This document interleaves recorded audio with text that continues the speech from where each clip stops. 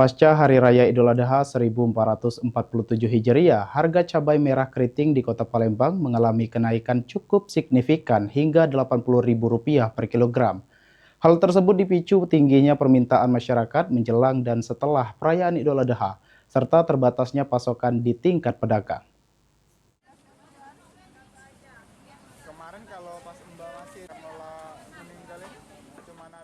Pasca Lebaran Idul Adha 1447 Hijriah, harga cabai merah keriting di sejumlah pasar tradisional di Kota Palembang terus merangkak naik seperti di Pasar Skip Ujung.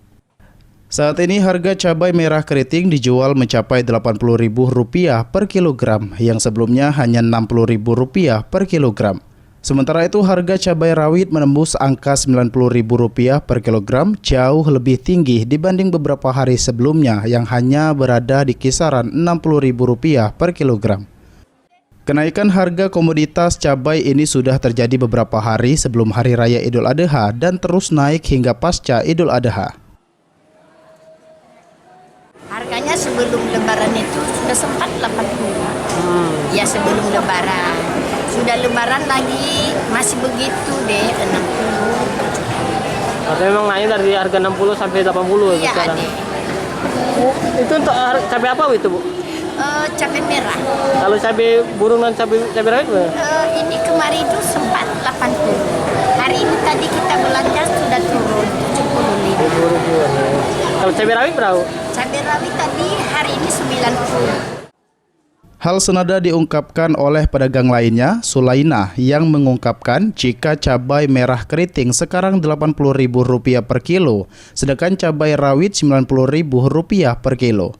Kenaikan harga ini dikarenakan stok cabai dari distributor yang sedikit, sementara permintaan dari pembeli masih tinggi.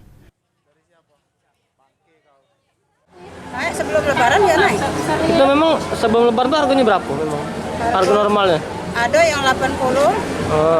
Dua macam deh, yang agak kasar ya 70, yang agak halus ya 80. Kalau cabai merah biasanya berapa sekarang? Cabai merah 80. Kalau cabai burung?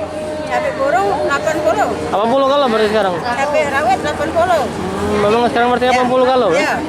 Berarti memang dari sebelum Lebaran itu naik? Iya lah naik. Pedagang memperkirakan harga cabai masih berpotensi bertahan tinggi dalam beberapa waktu ke depan apabila pasokan belum kembali normal. Ilham Wahyudi,